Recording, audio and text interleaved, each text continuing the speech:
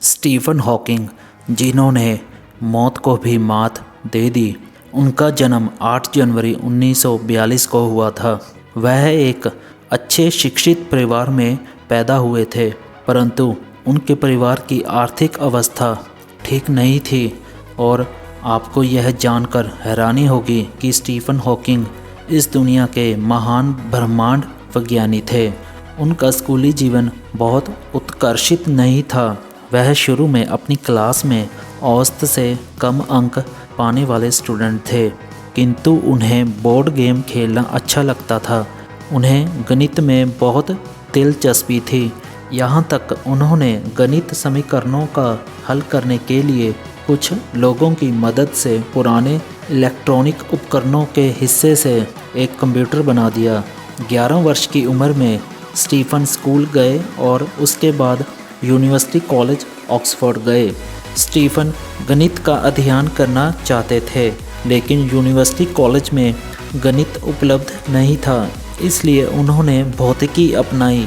Oxford में अपने अंतिम वर्ष के दौरान हॉकिंग अक्षमता के शिकार होने लगे। उन्हें जो है सीढ़ियाँ चढ़ने और नौकायान में कठिनाइयों का सामना करना पड़ा। धीरे धीरे यह समस्या इतनी बढ़ गई कि उनकी बोली लड़खड़ाने लगी। अपने 21वें जन्मदिन के बाद उन्हें एम्योट्रोफिक लैटरल स्क्लेरोसिस नामक बीमारी से ग्रस्त हो गए। इस बीमारी के कारण शरीर के सारे अंग धीरे धीरे काम करना बंद कर देते हैं और अंत में मरीज की मृत्यु हो जाती है। उस समय डॉक्टरों ने कहा कि स्टीफन हॉकिंग 2 वर्ष से अधिक नहीं जी पाएंगे और उनकी जल्द ही मृत्यु हो जाएगी।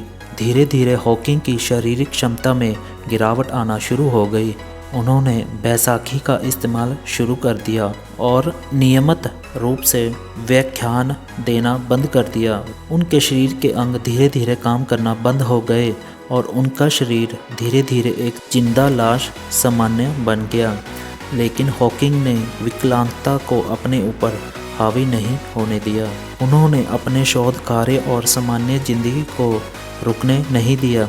जैसे जैसे उन्होंने लिखने की क्षमता भी खो दी, उन्होंने प्रतिपूरक दृश्य तरीकों का विकास किया।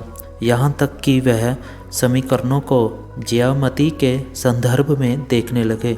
जब हर किसी ने आशा खो दी थी, तब स्टीफन अपने अटूट विश्वास और प्रयासों के दम पर इतिहास लिखने की शुरुआत कर चुके थे। उन्होंने अपनी अक्षमता और बीमारी को एक वरदान के रूप में लिया। वो खुद कहते हैं, बीमारी के पता चलने से पहले मैं जीवन से बहुत ऊब गया था। ऐसा लग रहा था कि कुछ भी करने लायक नहीं रह गया था। लेकिन जब उन्हें अचानक यह एहसास हुआ कि शायद वह अपनी पीएचडी भी नहीं कर पाएंगे, तो उन्होंने अपनी सारी ऊर्जा को अनुसंधान के लिए समर्पित कर दिया। उन्होंने किसी इंटरव्यू यह भी कहा था कि 21 की उम्र पार करते करते मेरी सारी उम्मीदें शून्य हो गई थी और उसके बाद जो पाया वह बोनस था। उनकी बीमारी ठीक ही नहीं हुई और उनकी बीमारी ने उन्हें व्हील चेयर पर ला दिया और उन्हें एक कंप्यूटर मशीन के माध्यम से बात करने के लिए मजबूर कर दिया। लेकिन वह फिर भी नहीं रुके। वह कहते थे कि हालांकि मैं चल नहीं सकता और कंप्यूटर के माध्यम से मुझे बात करनी पड़ती है, लेकिन मैं अपने दिमाग से आज़ाद हूँ। बावजूद इसके स्टीफन का शरीर एक जिंदा लाश की तरह हो गया था, लेकिन उन्होंने कभी हार नहीं मानी। अक्सर वह यात्राएं करते रहते थे और सार्वजनिक कार्यक्रमों में भाग लेते रहते थे।